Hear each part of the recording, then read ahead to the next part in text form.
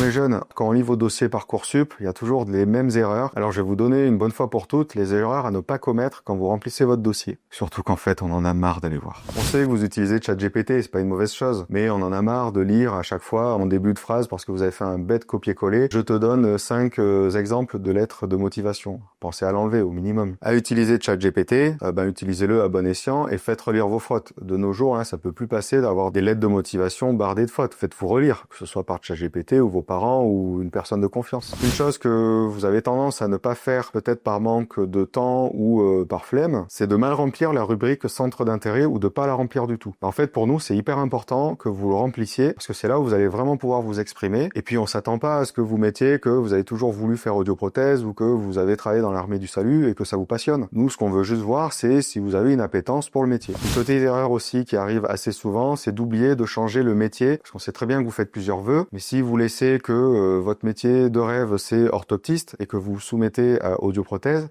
écoutez, c'est sympa, mais vous auriez pu faire l'effort d'au moins vous relire. Alors c'est vrai que pour Parcoursup, ceux qui sont en reconversion, c'est encore pas très pratique, mais justement, vous avez cette rubrique centre d'intérêt et activité. Donc mettez au maximum tout ce que vous avez fait en rapport avec la santé, si vous avez fait des remises à niveau, et essayez d'y intégrer votre CV avec le maximum d'activités. Nous, ce qui va nous rassurer, c'est évidemment, si vous avez fait des études de littérature et d'histoire de l'art, c'est que peut-être vous avez une appétence quand même pour les mathématiques et la physique, donc il faut qu'on puisse juger que vous serez à l'aise sur les notions de maths et de physique. En gros, tout ce que je vous dis, c'est essentiellement des erreurs d'inattention, donc relisez-vous un minimum. Pour la plupart, ça se passe très bien, mais c'est vrai qu'il y a des dossiers qui pourraient passer, et puis en fait, il y a le petit détail qui fait que, pouf, en moyenne, il y a à peu près 3000 dossiers qui sont soumis pour environ 200-300 places. Alors après, évidemment, il y a des listes d'attente, donc ça peut monter jusqu'au 800e, parce qu'on sait très bien que certains qui auront 18, peut-être qu'ils vont plutôt choisir médecine. Vous avez quand même vos chances. Mais voilà, relisez-vous, si vraiment vous êtes motivé, je pense que c'est la meilleure chose à faire. Si cette vidéo t'a plu, je t'invite à t'abonner, à laisser des commentaires, évidemment, et puis je te dis à la prochaine. Et si tu réussis, peut-être que je serai ton prof l'année prochaine.